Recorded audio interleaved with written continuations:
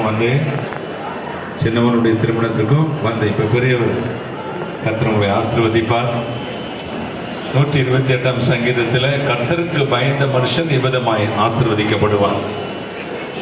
இன்னைக்கு ட்ரெண்ட் மாறிடுச்சு, கிறிஸ்டியானிட்டி மாறிடுச்சு, கல்ச்சர் மாறிடுச்சு, டிஜிட்டல் யுகமாக மாறின மாதிரி சபைகளும் இன்னைக்கு மாடர்ன் ஃபேன்சி ஸ்டைலிஷ் சர்ச்சஸாய் மாறிக்கொண்டு இருக்கிறது. அதற்கு மத்தியிலும் தேவன் நினைக்கிற சில குடும்பங்கள் உண்டு.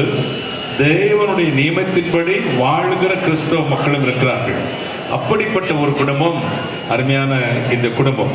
கர்த்தர் நம்முடைய பிள்ளைகளை இணைத்திருக்கிறார். உன் மனைவி உன் வீட்டோரங்களில் கனிதரும் திராட்சை கொடியை போல இருப்பாள். உன் பிள்ளைகள் உன் பந்தியை சுற்றிலும் ஒலிவ மர கன்றுகளைப் போல இருப்பார்கள்.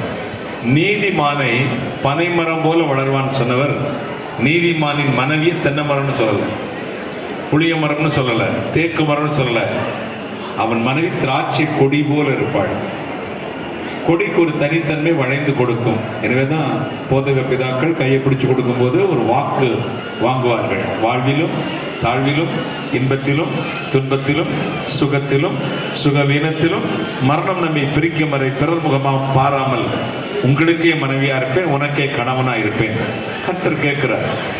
இந்த மரத்தை சுற்றி வாழ பற்றி கொண்டிருக்கக்கூடியது மனைவி. ஸ்திரீயின் மனம் புருஷனை சுற்றியே இருக்கும்.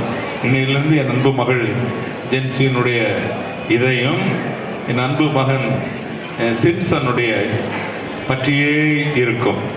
எனக்கு ட்ரெண்ட் மாறிச்சு. உங்கள் ஜென்ரேஷனில் வேற மாதிரி மாறிட்டு இருக்காங்க.